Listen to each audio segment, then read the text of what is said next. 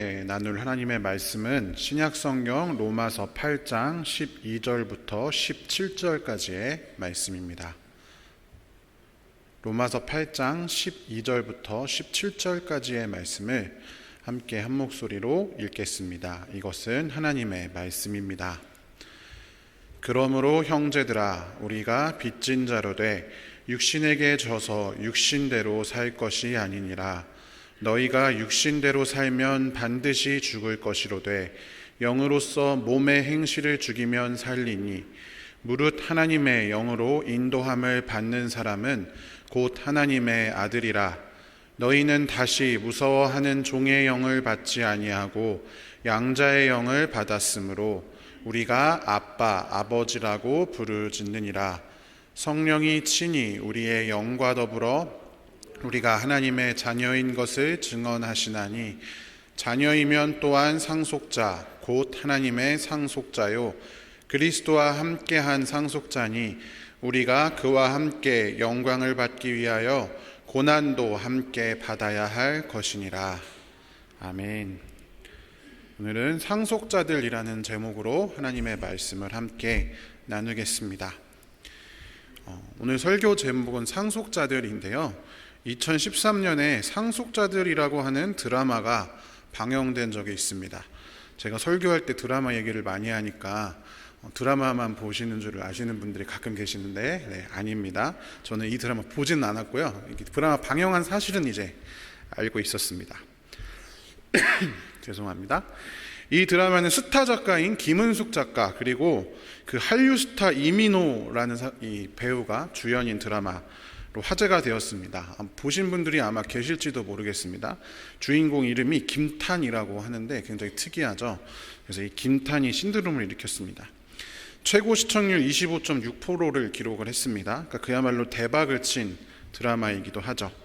이 드라마가 또 화제였던 이유는 이 드라마의 주인공인 이민호가 여자 주인공한테 했던 한 대사 때문이기도 한데 이게 지금까지도 막 예능 프로그램 같은 데서 많이 등장하곤 합니다. 이렇게 식사 후에 죄송하지만 제가 한번 해보도록 하겠습니다. 네. 나 너 좋아하냐? 네, 죄송합니다. 이렇게 아무 반응이 없을지는 몰랐는데 제가 이렇게 하는데 살짝 저기로 제 얼굴이 보이더라고요. 점심에 김밥 먹은 게 올라올 뻔해가지고 네, 이렇게 좀 이렇게 피곤해 보이셔서 잠 좀 깨시라고 잠이 확 깨셨죠? 네. 아무튼 대사 얘기를 하려던 건 아니고 이 드라마의 제목에서도 알 수 있듯이 이 드라마는 상속자들, 그러니까 구체적으로 얘기하면 이 드라마 시놉시스를 보면 이렇게 나와 있습니다. 기업을 물려받을 진정한 재벌 2, 3세 집단인 경영 상속자 집단, 이 한 집단이 있고 그다음에 경영권에서는 배제가 되었지만 태어날 때부터 대주주인 주주 상속자 집단, 그리고 돈보다는 명예를 중시하는 법조계, 의학계, 학자, 정치인 2, 3세 집단인 명예상속자 집단. 그러니까 회사를 상속받든지 돈을 상속받든지 아니면 명예를 상속받는 그런 상속자들. 이 상속자들이 다니는 제국고등학교라고 하는 이 고등학교에서 일어나는 일들을 다루는 드라마입니다. 그러니까 이 드라마의 인물들은 여주인공만 그 사회적 배려 대상자로 입학했는데 여주인공만 빼고 나머지는 다 잘나가는 상속자들인 것이죠. 이런 류의 드라마가 흔히 그렇듯이 이 드라마의 상속자들도 두 부류로 나눌 수가 있습니다. 한 부류는 뼛속까지 갑인 그런 상속자들, 그러니까 자신의 그 갖고 있는 상속된 그런 돈이라든지 명예가 자기 것이라고 생각하는 사람들이죠. 세상의 모든 사람들이 자신을 위해 존재하고 자기는 그들을 마음대로 얼마든지 통제할 수 있다라고 믿는 그런 사람들이 있습니다. 그리고 또 한 부류는 자신이 가지고 있는 사회적인 책임을 함께 인식하면서 동시에 자기가 갖고 있는 힘, 돈, 권력 이런 것과 자기 자신을 동일시하지 않는, 쉽게 말하면 착한 상속자들이 있는 것이죠. 이런 부류는 사회에도 사실 동일하게 존재합니다. 우리가 그럴듯하니까 이제 드라마에서 그런 사람들을 주인공으로 해서 좀 더 이제 극화해가지고 이제 쓰는 거잖아요. 우리는 뉴스에서 뼛속까지 갑인 상속자들을 많이 봅니다. 최근에는 어떤 회사 오너의 손녀가 마약으로 막 무리를 일으켰는데 그것 때문에 그게 전부는 아니지만 그런 이유가 포함되어서 그 회사의 오너가 사업을 포기를 하는 것을 뉴스에서 보게 됐습니다. 상속자의 잘못된 행동이 그 사업 자체를 망하게 한 것이라고도 볼 수가 있겠죠. 제가 왜 이렇게 상속자 이야기를 길게 하냐? 물론 설교 제목이 상속자들이기 때문이지만 오늘 나누고자 하는 이야기가 바로 상속자에 관련한 것이기 때문입니다. 오늘 본문은 사도 바울이 자녀됨이란 무엇인가에 대해서 이야기를 하고 있는 본문입니다.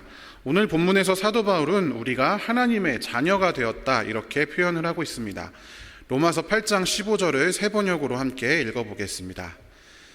여러분은 또다시 두려움에 빠뜨리는 종살이의 영을 받은 것이 아니라 자녀로 삼으시는 영을 받았습니다. 그래서 우리는 그 영으로 하나님을 아빠, 아버지라고 부릅니다. 아멘. 사도 바울은 우리가 하나님의 자녀로 삼으시는 영을 받았고, 그래서 그 영을 통해서 하나님을 우리가 아빠, 아버지라고 부르게 되었다 이렇게 이야기를 하고 있습니다. 지금의 우리는 하나님을 아버지라고 부르는 데에 조금도 이상함을 느끼지 않지만 사실 당시 사람들에게는 하나님은 하나님이라고도 쓸 수 없어서 아도나이, 주라고 번역해서 썼을 만큼 하나님은 위대하고 범접할 수 없는 거룩한 분이었는데, 그런 분을 아빠, 아버지라고 부르는 것은 굉장히 놀랍고 혁명적인 변화였고 위대한 이야기였습니다. 예수의 십자가의 은혜로서 우리는 하나님의 자녀가 되었고, 감히 부를 수 없는 세상의 주관자 창조주이신 하나님을 아빠, 아버지 이렇게 친근하게 부를 수 있게 되었습니다. 여기까지가 우리가 많이 들었던, 흔히 잘 알고 있는 내용입니다. 그런데 성경이 말하는 하나님의 자녀, 특별히 오늘 본문이 말하고 있는 하나님의 자녀라고 하는 것은 오늘날 우리가 생각하는 그런 자상하고 따뜻한 아버지와 아들의 이미지가 전부는 아닙니다. 오늘 로마서 8장 15절을 개역개정, 원래 우리가 읽었던 본문으로 한번 다시 읽어보겠습니다. 너희는 다시 무서워하는 종의 영을 받지 아니하고 양자의 영을 받았으므로 우리가 아빠, 아버지라고 부르짖느니라. 아멘. 세 번역에는 자녀로 삼으시는 영 이렇게 기록이 되어져 있는데, 개역개정에는 양자의 영이다 이렇게 기록이 되어져 있습니다. 무엇이 좀 더 정확한 표현일까요? 원어에서는 이 양자의 영 혹은 자녀됨의 영이라고 되어져 있는 부분이 위오테시아스라고 하는 단어로 기록이 되어 있습니다. 그런데 영어로 하면 어답션, 말 그대로 입양을 뜻하는 것이 바로 이 위오테시아스라고 하는 단어입니다. 그러니까 사실 이 말은 하나님의 자녀됐다라는 것은 입양된 자녀, 그러니까 양자됐다라고 하는 것이 더 정확하고 분명한 표현이 될 수가 있겠죠. 그래서 로마서 9장 4절에도 살펴보면 이스라엘 사람과 하나님과의 관계를 양자됨의 관계로 이렇게 표현을 하고 있는 것을 볼 수가 있습니다. 즉 성경이 말하는 자녀됨은 단순히 우리가 홍길동처럼 호부호영을 허락받는, 호부를 허락받는, 아버지를 아버지라고 부르는 것이 허락되는 그런 정도, 나와 아버지와의 개인적인 관계가 맺어지는 것만을 의미하는 것이 아니라 특별히 오늘 본문에서는 정확하게 양자되는 것을 이야기하고 있다. 즉 자녀됨이라는 것은 하나님의 양자가 되는 것이다 라고 이야기하고 있습니다. 그냥 하나님의 자녀됨이나 자녀되는 거나 양자되는 거나 크게 다를 것 같지 않은데 왜 도대체 양자, 어답션이라고 하는 단어를 사용을 했을까? 그것은 그때 당시의 문화 속에서 양자가 된다라는 것이 어떤 의미를 가지고 있는지를 우리가 이해해야 할 필요가 있습니다. 사도 바울이 이 로마서를 작성했을 때 그때 당시에 로마 세계, 특별히 이 편지의 수신인들은 로마 교회 사람들이잖아요. 로마에 있는 사람들. 이 로마에 있는 사람들은 단 한 명도 빼지 않고 누구나 알 수밖에 없는 아주 유명한 양자가 있었습니다. 그는 바로 율리우스 카이사르, 그리고 그의 양자인 옥타비아누스, 아우구스투스라고 하죠. 그리고 성경에는 아구스도라고 기록되어져 있는 이 사람입니다. 여러분, 율리우스 카이사르라는 사람이 누구입니까? 세계사 시간에 가끔 등장하는데 삼두정치, 유명하죠. 삼두정치로 매년 돌아가면서 원래 로마는 공화정이어서 대통령 뽑듯이 이렇게 매년 돌아가면서 집정관을 뽑아서 다스렸는데 3명이서 이 나라를 돌아가면서 이 3명이 나눠서 다스리겠다. 그러니까 로마의 정치 체제에 처음으로 지각 변동을 일으킨 사람 율리우스 카이사르입니다. 이 사람은 지금의 프랑스 지역인 갈리아 지방을 정복하여서 로마의 영토로 만들었습니다. 요즘에도 유명한 말이죠. 왔노라 보았노라 이겼노라라고 하는 말을 그때 남겼죠. 그리고 이제 이 사람이 내전을 일으킵니다. 그러면서 또 유명한 말, 주사위는 던져졌다라는 이 말을 남기고 루비콘강을 건너서 로마로 진격을 합니다. 그래서 정적인 폼페이우스랑 전쟁을 시작합니다. 그래서 이 전쟁에서 승리를 하죠. 그래서 로마의 모든 권력을 한 손에 넣었습니다. 그리고 원래 1년에 한 번씩 돌아가면서 집정관을 선임하던 그 로마 시대에 종신 독재관, 혼자서 평생 동안 대통령 해먹는 거죠. 쉽게 말하면 그런 존재가 되었죠. 이제 공화정이었던 로마가 군주정으로 바뀌는 그런 찰나였습니다. 그런데 그때 이 제정에 반대하는 공화정에 찬성하는 로마 사람들이 이 카이사르를 암살합니다. 그러니까 브루투스 너마죠. 이 얘기도 굉장히 유명하죠. 이 사람이 명대사를 많이 남겼습니다. 이 이야기를 남기고 반대파로부터 살해를 당하죠. 당장 크나큰 권력의 공백이 발생했습니다. 그리고 이 공백을 사도 바울이 아니라 카이사르 밑에서 2인자이자 아주 훌륭한 장군이었던 안토니우스라고 하는 사람이 이 공백을 노리고 있었습니다. 그리고 당당하게 이 율리우스 카이사르의 유언장을 열어보게 되었습니다. 그런데 그 유언장에 이런 기록이 있었습니다. 이것이 당시의 유언장의 내용인데, 옥타비아누스라고 하는 사람, 이 옥타비아누스는 카이사르의 누이의 손자입니다.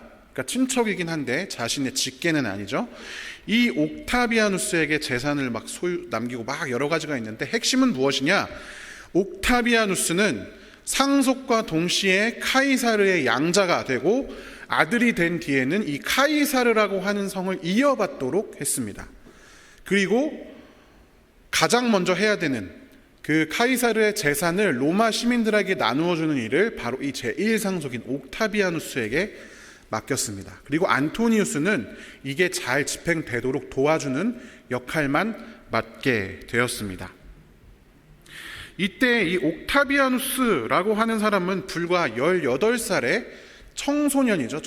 청년이라고 보기에도 좀 이른 청소년이었습니다. 불과 이 18살의 옥타비아누스와 역전의 용장인 안토니우스가 권력의 공백을 가지고 서로 다투게 되었습니다. 그런데 당시의 모든 그 세력은 안토니우스가 유리했죠. 왜냐하면 전쟁도 잘하는 장수였고, 그러니까 당연히 자기 부하들도 있었겠죠. 그런데 18살짜리가 아무리 공직 생활을 했다 해도 무슨 실력과 자기 세력이 있었겠습니까? 근데 단지 유일하게 옥타비아누스가 가지고 있었던 것은 카이사르의 양자, 그리고 카이사르라고 하는 성, 딱 그것뿐이었습니다. 그런데 그 둘이 전쟁을 해서 누가 이겼을까요? 옥타비아누스가 최종적으로 승리를 하게 됩니다. 당시의 모든 것이 안토니우스의 우세를 점치고 있었는데, 옥타비아누스는 카이사르의 양자라고 하는 그 사실 하나만으로 최종적인 승리를 거두게 되죠. 그리고 이 옥타비아누스는 카이사르가 가졌던 모든 권력을 다 가지고 이제 아우구스투스라고 하는 칭호, 요즘에도 8월을 영어로 어거스트라고 하죠. 그 말이 이 아우구스투스가 1년에 한 달은 내 거다, 이렇게 해서 이제 그 달에다 자기 이름을 붙인 거죠. 로마의 제정이 시작됩니다.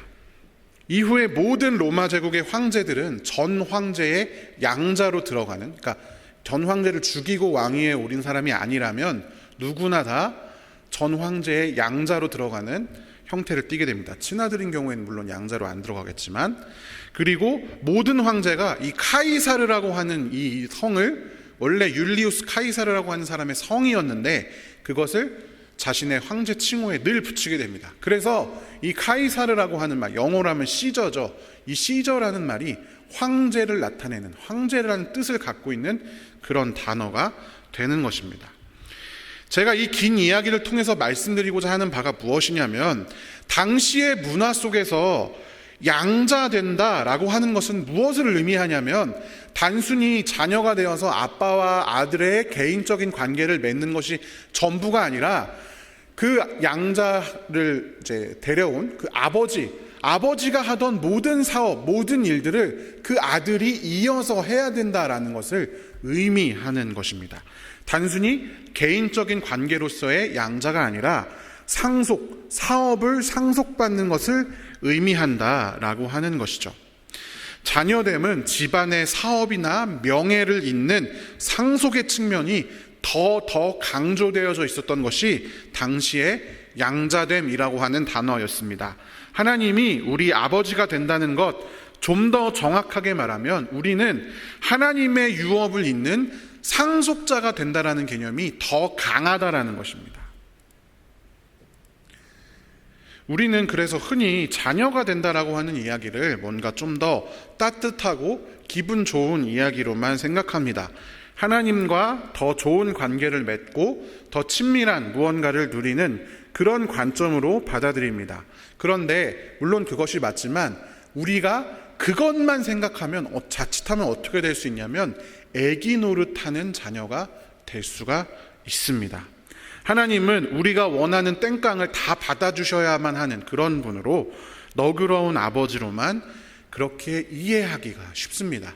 제가 설교단에서 여러 번 얘기했는데, 제가 고등학교 학생을 가르칠 때, 우리 교회 말고 제가 일반 성도였을 때 그 학생이 저한테 그런 얘기를 했다고 말씀드린 적이 있습니다. 하나님은 내가 싫어하는 걸 안 시키세요. 절대 안 시킨다는 거죠.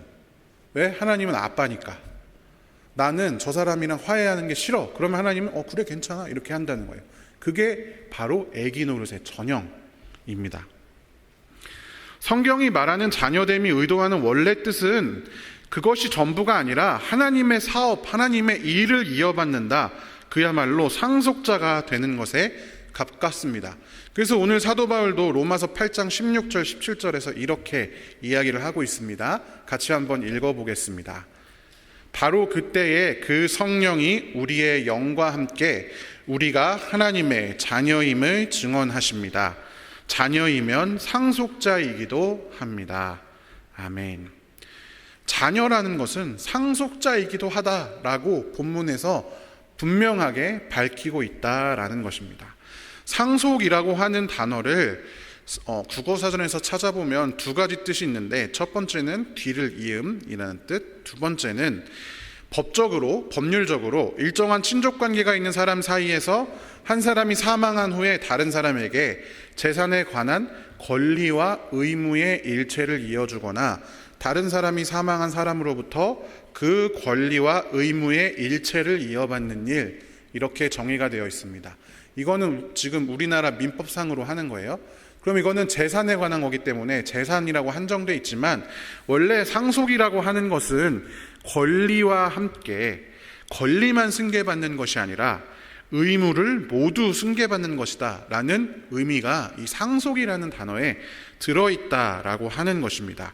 이것을 알지 못하고 권리, 그러니까 힘만 상속받는다고 생각하기 때문에, 오해하기 때문에 아까 앞에서 봤던 잘못된 상속자들이 생겨나는 것입니다. 그런데 여러분, 우리 또한 하나님의 상속자로서 권리만 기억하고 의무는 잃어버릴 때가 많이 있다라는 것입니다. 제사장 나라로서의 의무, 평화를 주러 오신 예수님을 따라 살아가야 될 의무는 잊어버리고 사람들을 정죄하고 편을 가르고, 내가 하나님의 아들인데, 하나님이 이 땅 주관자인데 너희는 뭔데 그렇게 까부니? 너희는 뭔데 그 하나님을 무시하니? 거부하니? 이렇게 사람을 대할 때가 많다라고 하는 것입니다.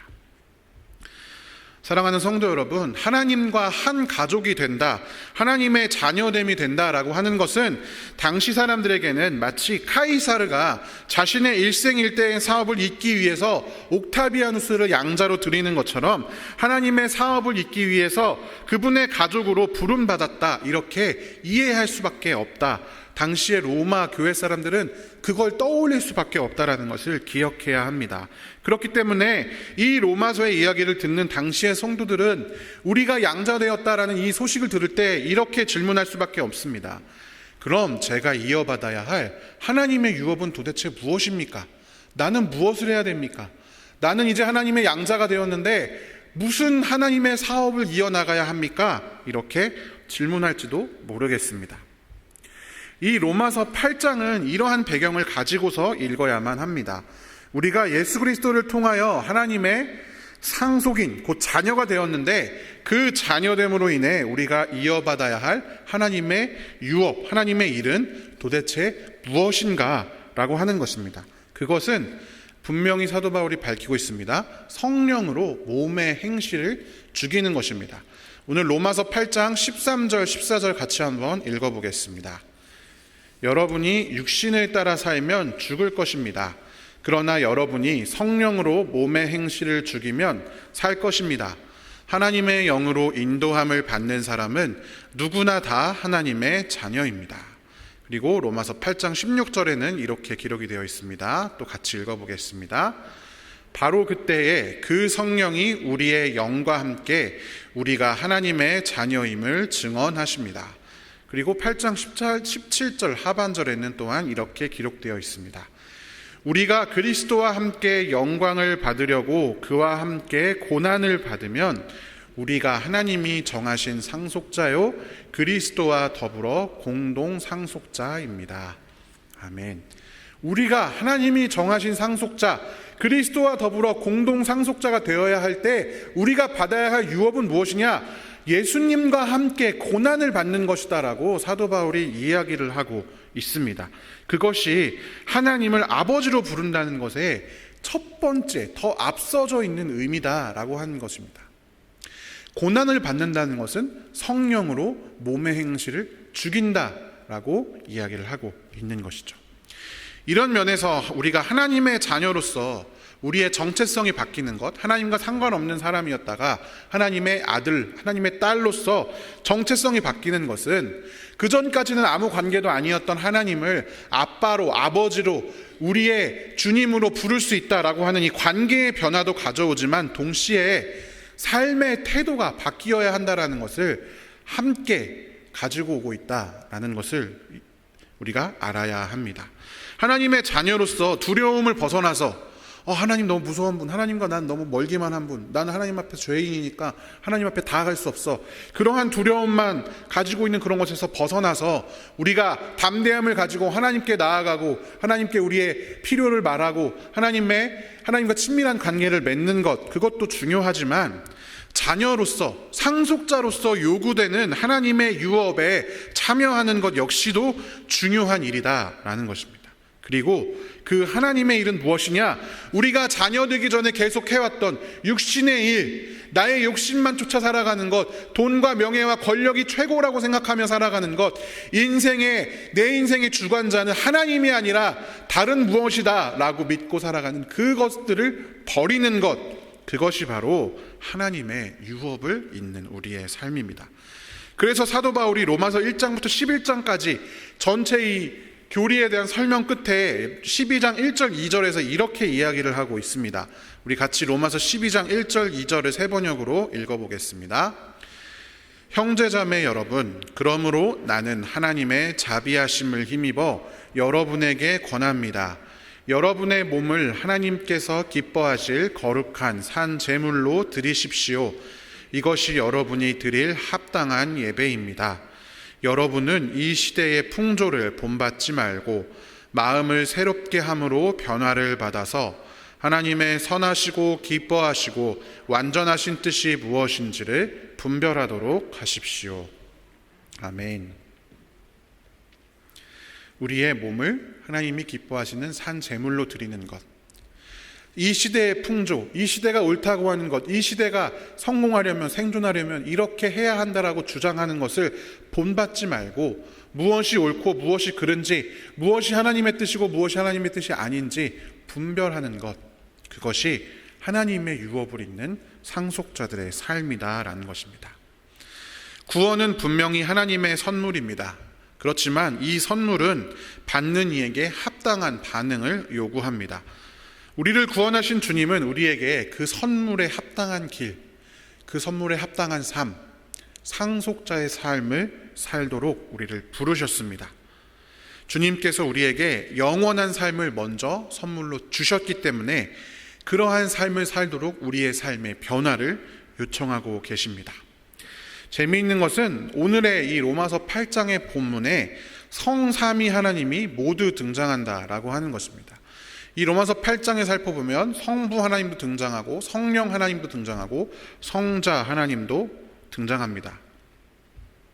하나님께서는 예수 그리스도를 통해서 우리를 자녀 삼으셨고 성령을 통해서 우리를 인도하십니다. 그리고 그 성삼위 하나님 간의 사랑의 관계로 우리를 초대하십니다.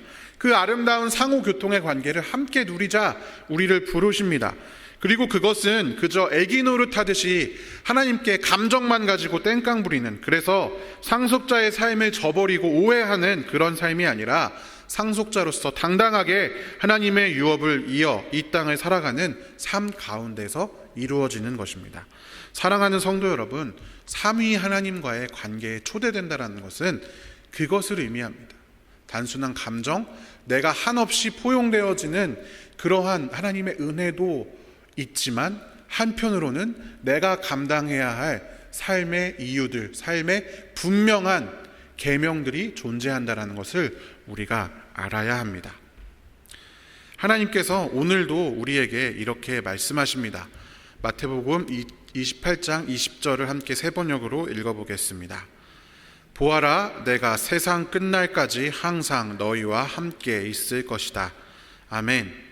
사랑하는 성도 여러분, 성부 하나님, 성자 예수님, 성령 하나님께서 상속자의 삶을 살아가는 우리와 오늘도 그리고 내일도 그리고 세상 끝날까지 함께 하실 줄로 믿습니다.